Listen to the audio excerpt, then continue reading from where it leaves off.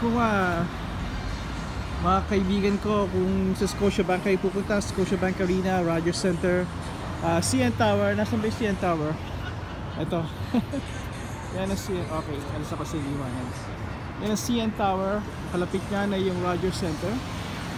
Tapos Ripley's Aquarium, tapos meron pa dito mga ito rin, Metro Conventional Center. At ano pa ba dito? Marami pa, Lakeshore, there's a Lakeshore dito. Doon ang Lakeshore. Alright, marami doon. Andun yung lake, andun din yung taxi na bangka. Meron din doon para makapunta kayo sa kabilang isla. Kung gusto niyo dito, malaki na malaki na ang mapupuntahan ninyo at walking distance ng lahat. Nagkalat ng mga restaurant bars, even family restaurants at maliliit na kitchen. Diyan sa parking na to. Puntahan niyo itong public parking na to. Dito lang kami lagi nagpa-park.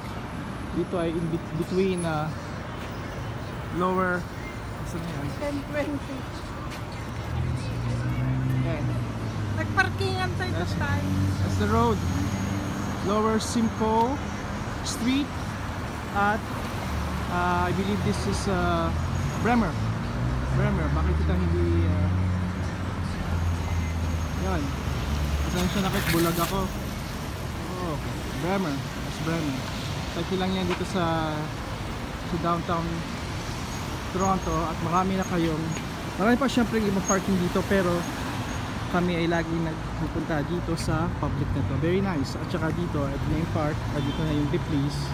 Kaliwa lang kayo dyan, nandiyan yung buong malaking kung saan nagkagado yung mga tao na pila. Amazing. Maganda experience nyo dito kung bibisitahin nyo ito. Ay yung mga kaibigan ko, lalo na sa mga Alberta, Saskatchewan. Check it out. Tsaka dito sa part ng East, sa mga Newfoundland at St. John's. Check it out. Don't miss Toronto, downtown Toronto kung bibisita kayo dito. Alright? Padayon kaibigan. Padayon. Ayun yung elevator oh.